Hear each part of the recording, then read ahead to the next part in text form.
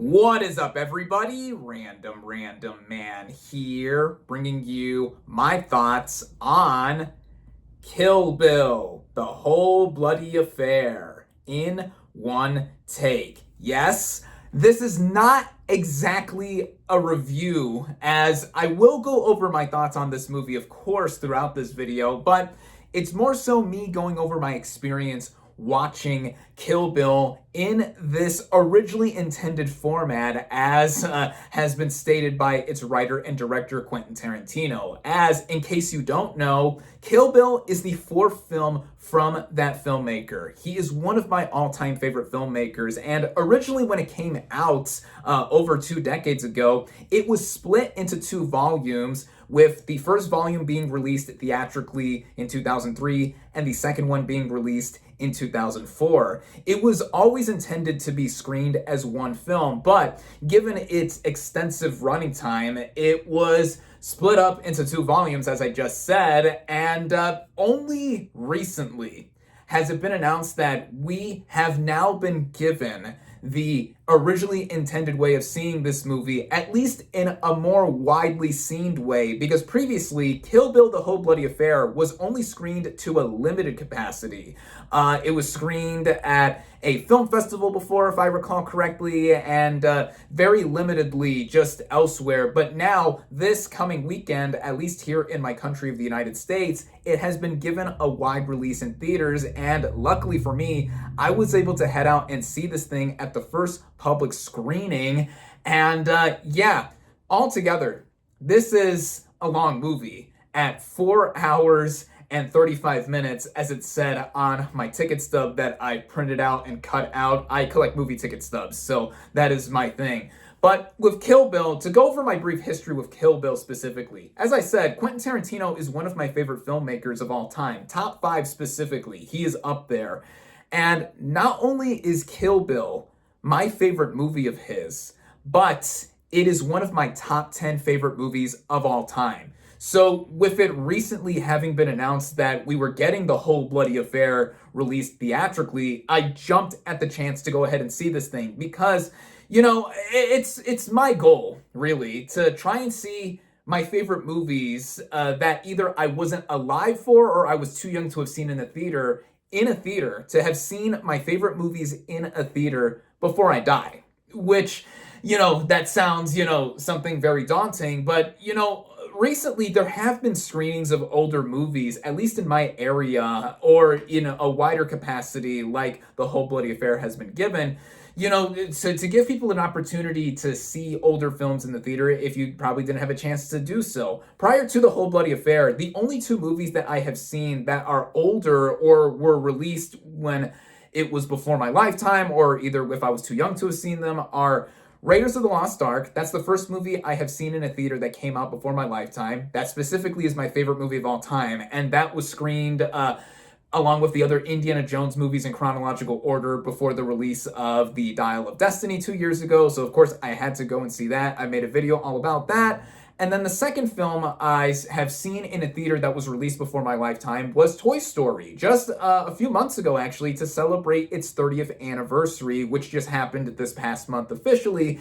And, seeing those movies, seeing both of those movies on the big screen was quite a great experience. Even though I had seen them before, it was great to experience them as if you were seeing them for the first time all over again. Now with Kill Bill, the Whole Bloody Affair, this is kind of similar, but there's also added content with the movie. Either some minor changes in how the way the narrative flows, or just, again, seeing how the movie was originally intended to be seen by Quentin Tarantino. The last time I had seen Kill Bill, both in Volume 1 and Volume 2, was over 6 years ago, when I was marathoning every Quentin Tarantino film that he had written and directed prior to the release of his most recent film in 2019, Once Upon a Time in Hollywood, which I saw and reviewed in theaters. And, it was such an experience to go ahead and go through his filmography, all of them except Grindhouse, which Tarantino's Death Proof specifically was the second film in that double feature. I saw all these movies, either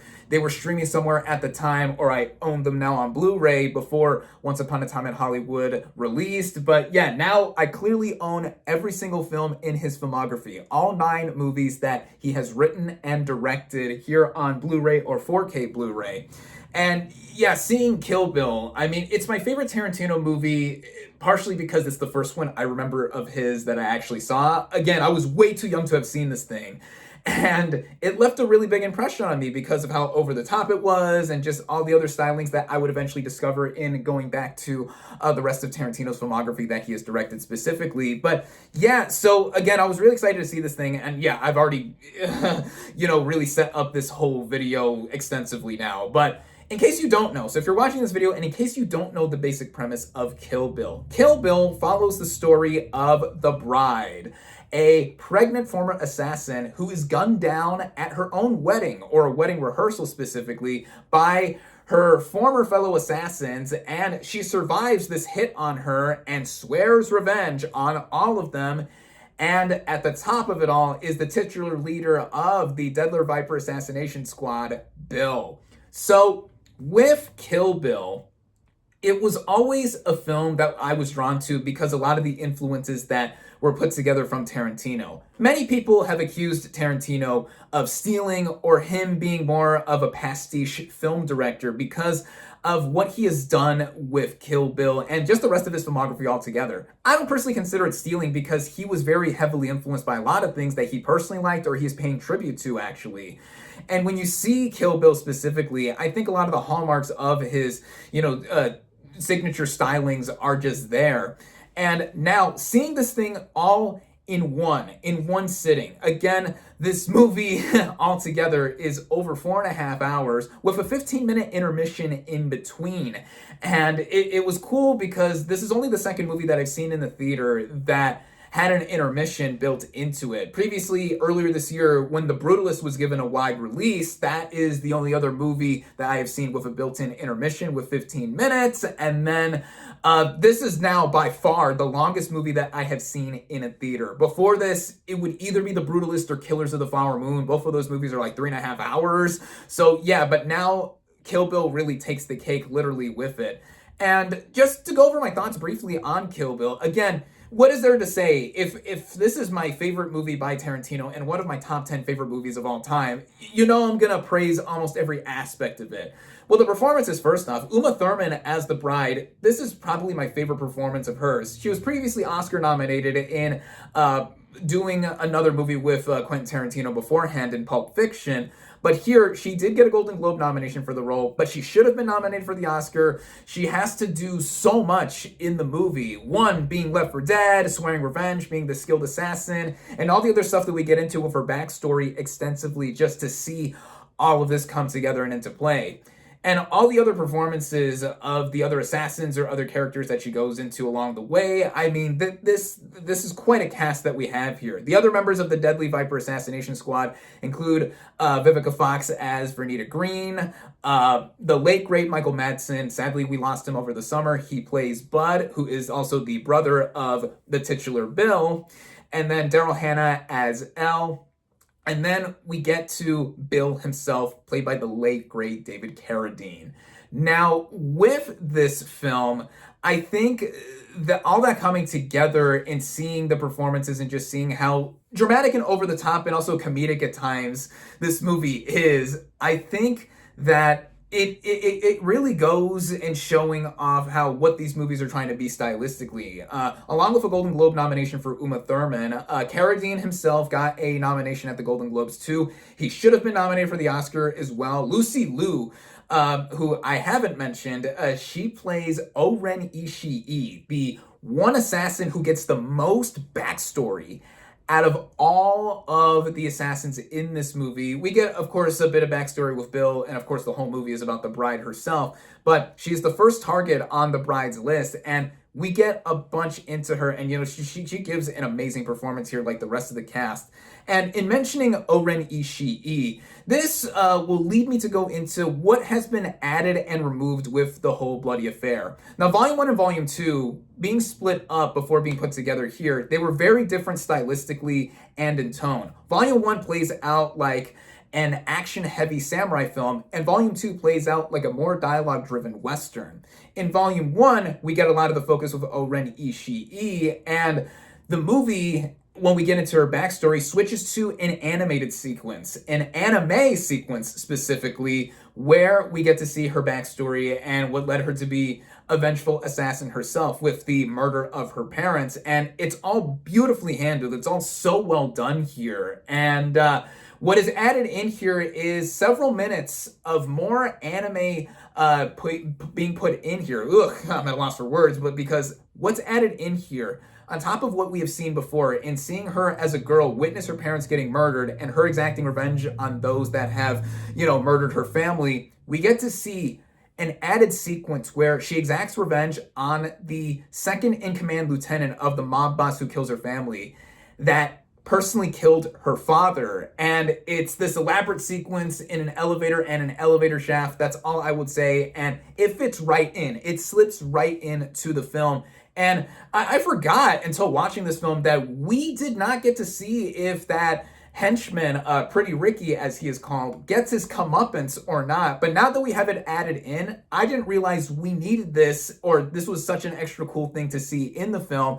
And then, of course, we get into the whole big third act of the movie after that, where the bride does track down Oren in Tokyo, Japan, and we get this what can only be described as one of the best fight sequences I have ever seen in any movie. And the bride taking on Oren and the Crazy 88, it's all groundbreaking. It's all so well done. And seeing this on the big screen was just so absorbing, and how it's all shot, choreographed, and everything together. I mean, again, I'm kind of scrambling for thoughts and just grabbing as to what I can praise here, because all of this was so just unreal to see. And specifically, another change that was done, the sequence where the bride takes on the Crazy 88, it's not in black and white for a partial moment anymore. It's all in color. Originally, it was put in black and white, one, to secure that it doesn't get an NC-17 rating here in the US, but also to hide the fact that sometimes when these henchmen are getting cut up, instead of blood being splattered out, it's just water. Clearly, Tarantino ran out of blood, or just red liquid or fluid or whatever that is spewing out of bodies everywhere, but you get to see water spew out at moments, so that was one way to hide that. But we see everything in glorious color now, beautifully shot, as I've said, beautifully choreographed, and all that coming together with the first part, Volume 1, as it's put in here with the whole bloody affair. The way it ends, so before we get into the 15-minute intermission, it ends without a cliffhanger that was originally in Volume 1 of Kill Bill. Now, if you don't know what happens, there is a specific reveal that we leave off at in a cliffhanger, so I'm not going to say it, but that cliffhanger is left out, and then we just get into the intermission, and then the movie begins with Volume 2, essentially, but without a recap that we usually have seen if you saw Volume 2 right after Volume 1. It also omits the sequence where the bride herself iconically says that she is going to kill Bill, and again, no recap with that after. It just goes right into Volume 2. With that flow, I thought it worked better with the movie. On top of us given the 15-minute intermission to go ahead and get up and stretch our legs and also prepare for the next part. Here, I'll throw up a picture of me during the intermission, or I should say what I saw during the intermission. I did end up buying some popcorn and an icy during the sequence because, long movie, over 4.5 hours, but that was cool to see. More movies should really build in intermissions if they're over 3 hours, 3.5 hours. I mean, other countries do that, but here in the US, of course, to try and maximize profits, they want to squeeze in as many show times as possible here, but all that there. But that was great, and then we get into Volume 2. As I mentioned, this is more dialogue driven, and it's a slower paced part for the narrative. More dialogue is put in here, more vocal confrontations mainly. There's still action in between as well. And all the action, the way the movie is shot, edited, cut, all together, I mean, it's just immaculately put together. I mean, a master filmmaker like Tarantino really put in his signature stylings all over the place here. And other stuff here, like the music. He chooses a lot of song selections throughout the whole narrative that really fit here thematically and also just stylistically too. I mean, we get tracks like The Lonely Shepherd, Don't Let Me Be Misunderstood. And then original music here is done by RZA, or The RZA as he's credited here. And it all comes together and it's just so phenomenally put together. And having seen this on the big screen now, just all coming together, I mean, I'm overjoyed, of course, having seen this now. And it's pretty clear that I think this is now the definitive way to see this movie. And the marketing and promotion for this movie altogether has been interesting to say the least. I should get into a bit of that as well. First off, my screening, I checked back after I bought my ticket initially to see if the screening was going to be packed or anything like that. Apparently it was, but when I showed up to the theater, it was only me and a handful of other people watching the movie. So me and another person were in the movie as it began, and then a couple came in as the movie was going through its opening minutes. Then the intermission hit. That aforementioned couple left and never came back. And then during the second half of the film, that other guy I was in the theater with left and never came back either. So I'm like, whoa, I was the only one who stuck it out all the way through the end credits here. So, I mean, some people can't handle seeing longer movies and all that. So that could be said in having an argument that Volume 1 and Volume 2 do exist. But seeing the whole bloody affair in its entirety, again, I think that this is the really definitive way to see this movie. But so in seeing this movie, as I mentioned, the screening was nearly sold out, but I know why that was the case if it was only me and a handful of people. So before this movie, there was a promo through Fandango that if you bought your ticket for the whole bloody affair during the initial week that the tickets went on sale, you would get a voucher for a free skin in Fortnite, and that is for Gogo Yubari, who is the personal bodyguard for Oren Ishii. And of course, I did end up buying my ticket, and just this past Sunday, I got a code to redeem her in the game Fortnite. And in case you don't know, yeah, I love Fortnite. I play this game almost every day, and, you know, getting the skin early before everyone else did and for free with my ticket purchase was really cool to see. So I think that is why the screening was nearly sold out, because it's part of a marketing thing. You know, a matinee ticket is cheaper than later show times or seeing a movie later in the day, whatever, all that there. But in speaking of Fortnite, there has been a lot of integration with Kill Bill in Fortnite lately. As the new season of Fortnite that started, there are things in the game, like if you pay for the battle pass, you get the Kill Bill skins for the bride in her iconic black and yellow tracksuit, which is a tribute to Bruce Lee in Game of Death, and also her regular normal look as well too, with the leather jacket as well. And then again, Gogo's is in the game as well as a skin that can be bought, I think, either today or tomorrow. For sure, pretty soon after this video goes up, you can go ahead and buy the skin. And then there was a short film that was dubbed as the lost chapter of Kill Bill that Quentin Tarantino himself was at the helm of, that told the story during chapter 5 of Gogo's sister wanting revenge on the bride for killing her. And it was interesting seeing this in-game this past Sunday, the same day that I got the Gogo skin for free via email and I redeemed the skin in the game with a code.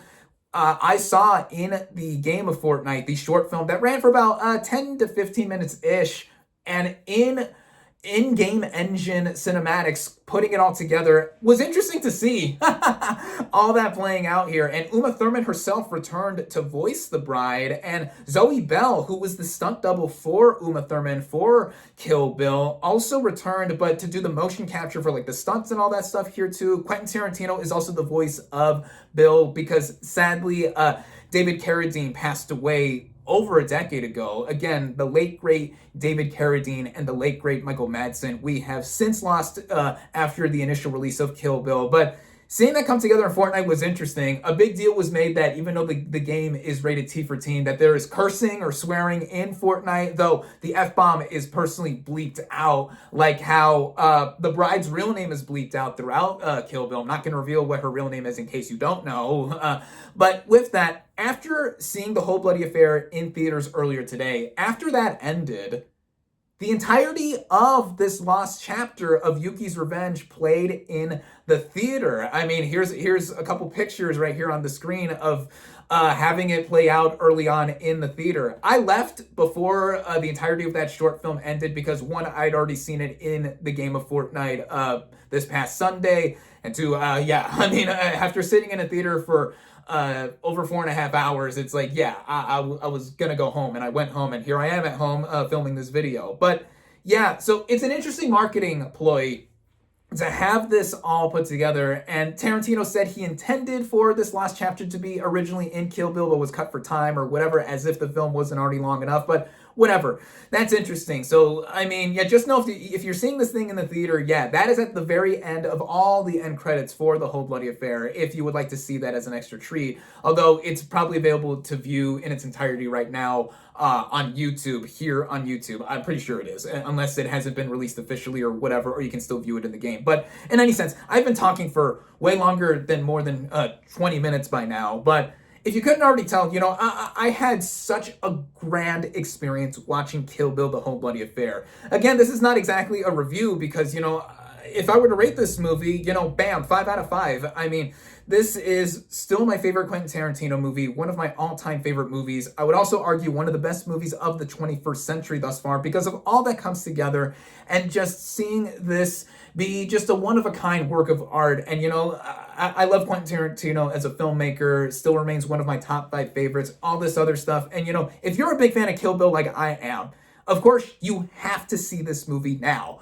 See it as soon as you can and just see how it was originally intended to be seen. And I hope this does get a physical release later down the line. I think I read somewhere that it is eventually. I don't know. It hasn't been officially said. But, you know, that would be my definitive way to go ahead and see this movie from now on in the future, instead of just first popping in Volume 1, then Volume 2 right after. And also, again, how this movie flows all together, I think it flows even better than I would have imagined. And now, having finally seen this definitive way of watching Kill Bill, I mean, again, I am overjoyed to say the least, as seeing Kill Bill as it was intended made for one of my favorite movie-going experiences that I have had in recent memory. So yeah, I adore Kill Bill, and thank you, Quentin Tarantino, for making one of my favorite movies of all time, my favorite movie of your filmography. I'm curious to see what you will do for the final movie that you will direct for your filmography. He said he was going to do 10 movies and then be done. We'll see what happens, but, you know, I clearly own his entire filmography that he has directed, at least. And, you know, I'll welcome whatever comes next, and I will continue to enjoy his filmography for the rest of time, my time here on Earth, and just beyond what can be said, what can be further said here. So there you go. My thoughts on Kill Bill, The Whole Bloody Affair. Thank you all, as always, for watching. Be sure to like this video, comment on what you thought of Kill Bill, The Whole Bloody Affair, social media links in the description. Subscribe to my channel for more, and I'll catch you on the next movie review.